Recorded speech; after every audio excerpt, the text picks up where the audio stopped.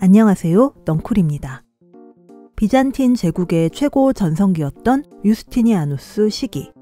서로마 제국의 전성기에 버금가는 영토를 차지할 수 있었던 건 명장 벨리사리우스의 공이었습니다. 벨리사리우스는 반달족이 지배하던 옛 카르타고, 고트족이 지배하던 서유럽까지 모두 정복했습니다. 그는 특히 용병 관리 능력이 탁월했고 다국적군으로 이루어진 제국 내에서 병사들의 신망이 두터웠습니다. 그러나 거의 40년간 황제에게 충성한 이 제국의 명장이 받은 대우는 배은망덕하기 그지없었습니다.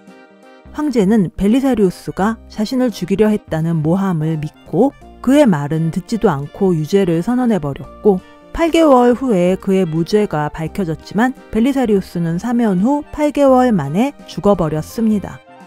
유스티니아누스는 그를 기리기는커녕 그의 모든 재산과 전리품을 몰수했다는 기록만 남아있습니다.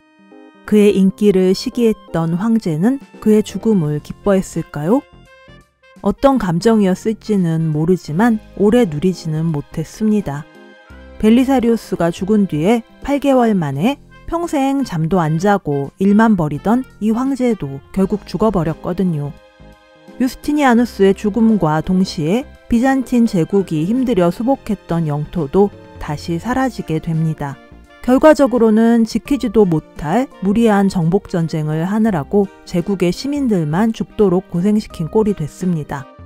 유스티니아누스는 혹독한 징세로 악명이 높은데 전쟁뿐 아니라 개인적인 사치도 굉장했다고 합니다. 더군다나 자신의 명성을 드높여준 명장을 저렇게 대우했으니 그의 죽음을 슬퍼하는 이는 없었습니다. 벨리사리우스의 충성 덕에 최고의 지위를 누렸음에도 불구하고 끝까지 그를 괴롭히기만 한 사람이 또 있습니다. 바로 벨리사리우스의 부인 안토니나입니다. 유스티니아누스와 테오도라의 기록은 대부분 프로코피우스의 역사책에 기반하고 있습니다. 프로코피우스는 벨리사리우스의 비서였고 황제의 명에 따라 전쟁사를 기술했는데, 문제는 이 책의 내용이 심하게 벨리사리우스의 공적을 찬양했다는 것이었습니다. 황제의 심기를 거스른 것을 눈치챈 프로코피우스는 황제의 업적을 가장 돋보일 소재를 찾아서 더 장대한 용비어 첨가를 써내려갔는데, 이것이 바로 건축론입니다. 이 책은 황제의 마음에 쏙 들었고 프로코피우스는 원로원 의원이 됐습니다.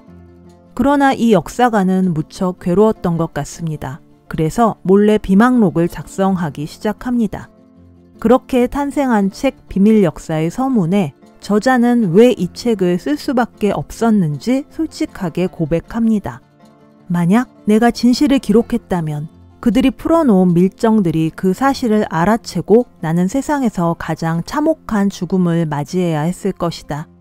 그래서 나는 지난 책들에서 여러 가지 문제에 대해 진실을 숨기고 번지르르한 거칠에만 보여줄 수밖에 없었던 것이다. 프로코피우스는 비밀 역사에서 세 사람을 맹비난합니다. 유스티니아누스, 테오도라, 그리고 벨리사리우스의 부인 안토니나입니다. 벨리사리우스는 고상하고 건전했으며 어떤 위험 속에서도 신중하고 용감했습니다. 수많은 정복전쟁에서 승리했지만 끝까지 부인에게 정절을 지켰습니다. 벨리사리우스는 거의 모든 원정에 부인 안토니나를 데리고 다닐 정도로 애처가였습니다. 헌데 이게 사실은 벨리사리우스가 부인의 정절을 못 믿어서였다고도 하고, 반대로 안토니나가 남편이 자기랑 떨어져 있으면 제정신을 차릴까봐 일부러 따라다녔다고도 합니다. 비잔틴 제국의 슈퍼스타 벨리사리우스는 어떤 사람이었을까요? 그도 유스티니아누스처럼 별 볼 일 없는 출신에 내세울 것 없는 유년 시절을 보냈던 것 같습니다. 그는 유스티니아누스의 가장 충실한 개인 경호원이었기에 유스티니아누스가 황제가 되면서 군의 지휘관으로 승진하게 됐습니다. 유스티니아누스가 황제가 되면서 함께 황제가 된 부인 테오도라. 그녀는 전직 매춘부였습니다. 벨리사리우스의 부인 안토니나도 테오도라와 비슷한 과거를 가진 여인이었습니다. 안토니나의 아버지는 원형 경기장 히포드롬의 전차 몰입꾼이었고 어머니는 극장에서 일했습니다. 당시 극장에서 일했다는 건 여러 가지 의미를 가지고 있었어요. 어렸을 때부터 이런 상황에 놓여 있었던 안토니나는 벨리사리우스를 만났을 때 이미 여러 명의 아이를 낳은 후였습니다. 나이도 그녀가 10살 정도 많았다고 합니다.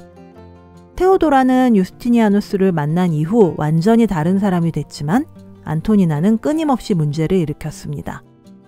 그나마 남편 몰래 바람을 핀 이유는 황후의 눈이 무서워서였어요. 테오도라와 안토니나는 결국은 서로를 돕는 관계가 됐는데 비슷한 과거와 큰 야망을 가졌다는 점에서 두 사람은 정말 닮은 꼴이었습니다. 큰 역병이 콘스탄티노플을 덮쳤을 때 유스티니아누스가 죽었다는 소문이 돌았습니다. 이때 사람들이 벨리사리우스를 황제로 추대하려 했다는 소문이 돌았고 이 뜬 소문 때문에 벨리사리우스는 모든 권한을 박탈당하고 가택에 연금됐습니다. 테오도라는 안토니나와 짜고 그녀의 탄원 덕분에 그를 용서해 준 것처럼 상황을 꾸몄습니다. 집에서 황제의 명만 기다리고 있던 벨리사리우스에게 테오도라의 편지가 도착했고 편지의 내용은 안토니나의 얼굴을 봐서 모든 잘못을 용서하니 부인에게 잘하라 였습니다. 이 편지를 받고 벨리사리우스가 부인의 발에 키스하며 그녀의 노예로 살겠다고 선언했다고 하는데 로마 제국 쇠망사를 쓴 에드워드 기번은 이 이야기를 정말로 믿어야 할지 모르겠다고 했습니다. 넝쿨도 같은 생각인데요. 당시 사람들도 다 그렇게 생각했던 것 같습니다. 잘못도 없는 벨리사리우스가 엄청난 벌금을 낸 후에 말을 관리하는 낮은 직위로 떨어진 것도 모자라서 원정에 필요한 돈을 직접 조달해서 이탈리아까지 가게 됐는데 딴 맘이 없다고 어떻게 믿을 수 있나요? 놀랍게도 그는 환갑이 다 된 부인 안토니나를 데리고 콧노래를 부르며 황제를 위해 싸우러 달려갔습니다. 그리고 이 두 번째 원정은 완벽하게 실패로 끝나버립니다. 그렇다면 테오도라와 안토니나의 공조 관계는 계속됐을까요? 당연히 두 사람은 서로를 완전히 믿지는 않았습니다. 테오도라는 자신이 죽은 후를 대비해서 안토니나와 벨리사리우스의 유일한 딸과 자신의 조카를 강제로 약혼시켜 버렸습니다. 테오도라는 자신이 얼마 못 살 것을 예감했는지 이 둘의 결혼을 서둘렀지만 안토니나는 남편과 함께 이탈리아 원정 중이라서 돌아갈 때까지 몇 년이 걸린다고 핑계를 댔습니다. 그러자 테오도라는 약혼 상태일 뿐인 이 커플을 그냥 함께 살게 해버렸습니다. 헌데 안토니나가 콘스탄티노플에 돌아오기 전에 테오도라가 죽어버렸습니다. 냉정한 안토니나는 딸의 간곡한 청에도 불구하고 끈떨어진 사위를 집에서 쫓아내버립니다. 이 사건으로 테오도라와 안토니나 모두 사람들의 맹비난을 받게 됐습니다. 그러나 안토니나는 힘들이지 않고 벨리사리우스가 자기 생각을 따르도록 설득했습니다. 이때까지 사람들은 벨리사리우스가 안토니나의 말을 따르는 이유가 황후에 대한 두려움일 거라고 믿었지만 테오도라가 죽은 후 일어난 이 사건 때문에 그의 진면목이 알려져서 큰 비웃음거리가 됐다고 합니다. 벨리사리우스는 마지막까지도 황제에게 배신당했고 억울함 속에 죽었습니다.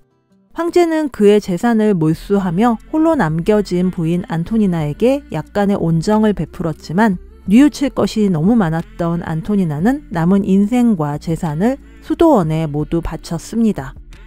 벨리사리우스가 죽은 후 8개월 만에 그의 뒤를 따르게 된 유스티니아누스 황제. 이때 황제의 나이는 83세였고 무려 38년간 비잔틴 제국을 통치했습니다.